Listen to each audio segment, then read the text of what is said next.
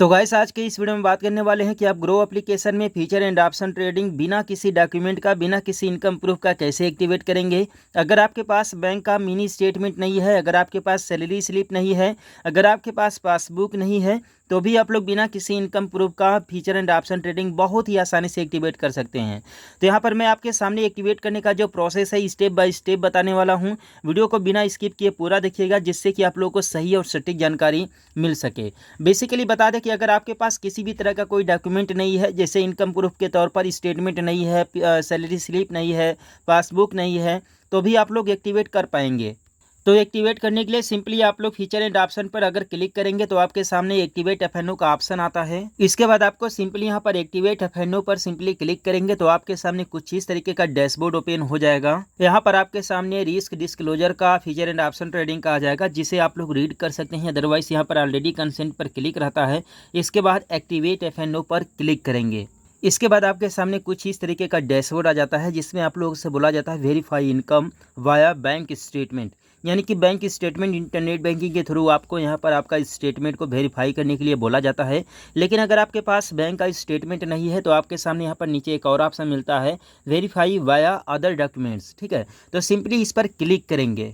इसके बाद आपके सामने कुछ इस तरीके का डैशबोर्ड आएगा, जिसमें आप लोगों से यहाँ पर बैंक की statement, salary slip, ITR acknowledgement, form 16B और डीपी ट्रांजैक्शन कम होल्डिंग स्टेटमेंट मांगा जाता है। तो इनमें से देखिए, अगर आपके पास बैंक का स्टेटमेंट भी नहीं है, सैलरी स्लिप भी नहीं है, आपके पास आईटीआर एक्नॉलेजमेंट भी नहीं है, फॉर्म 16B भी नहीं है, तो आप लोग कैसे एक्टिवेट करेंगे। फिर आपके सामने लास्ट ऑप्शन बचता है डीपी ट्रांजेक्शन कम होल्डिंग्स का। ठीक है, तो बेसिकली बता दें कि आप लोग डीपी ट्रांजैक्शन के स्टेटमेंट के द्वारा आप लोग जो है कि बहुत ही आसानी से एक्टिवेट कर सकते हैं। अब देखिए, यहाँ से आप लोग स्टेटमेंट कैसे डाउनलोड करेंगे, इसी स्टेटमेंट के जरिए आप लोगों को एक्टिवेट करने का प्रोसेस बताने जा रहा हूँ। देखिए, इसका स्टेटमेंट आप लोग कैसे डाउनलोड करेंगे, प्लस आपके पास कितना होल्डिंग्स होनी चाहिए, ये भी आप लोग को जानना बहुत ही ज़रूरी है। तो मैं चलता हूँ अपने सिंपली जो है कि स्टेटमेंट में, यहाँ पर हिस्ट्री में आप लोगों को मैं दिखा दूँ। सिंपली आप यहाँ पर देख सकते हैं कि मेरे हिस्ट्री में फ़िलहाल ऑल ऑर्डर पर जैसे ही क्लिक करेंगे तो यहाँ पर काफ़ी कंपनियों का मैंने शेयर बाई किया है और सेल किया है। आप यहाँ पर से देख सकते हैं।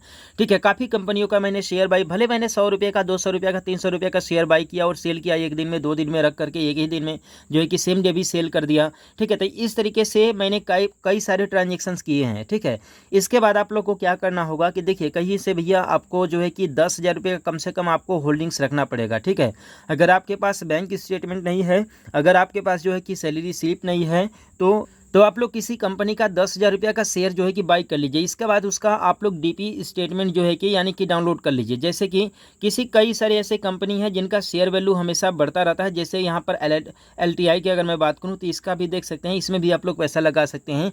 लेकिन जहाँ पर भी पैसा लगाएंगे तो आप अपने सोच और समझदारी से लगाएंगे, मेरे कहने से नहीं। ठीक है, ये डिस्क्लेमर है आप लोगों के लिए। ठीक, नहीं तो क्या पता भाई आप लोग लगा दें, आपका नुकसान हो जाए, फिर आप मेरे ऊपर जो है कि कोसो। ठीक है, ऐसा कुछ भी नहीं है, आप अपने हिसाब से देखिए।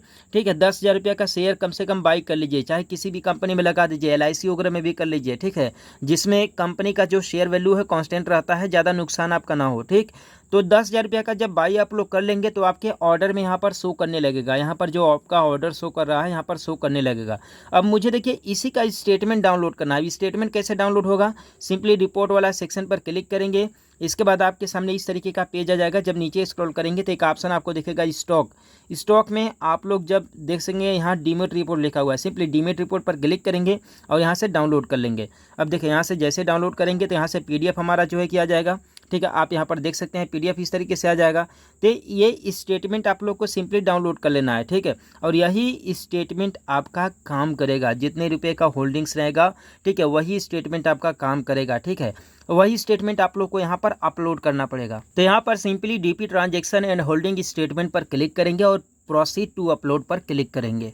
अब यहाँ पर आप लोग को डॉक्यूमेंट अपलोड करना पड़ेगा, जो अभी अपनी PDF यहाँ से डाउनलोड किया है। तो यहाँ पर प्लस वाले आइकन पर क्लिक करके अपलोड करेंगे। इसके बाद अपलोड डॉक्यूमेंट पर क्लिक करेंगे।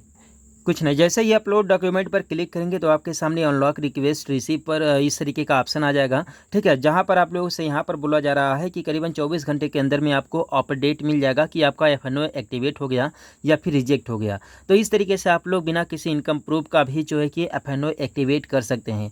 तो आई होप वीडियो के माध्यम से हेल्प मिला होगा। तो चैनल को सब्सक्राइब कर देना, वीडियो को लाइक कर देना। मिलते हैं फिर किसी नेक्स्ट वीडियो में एक नए अपडेट के साथ।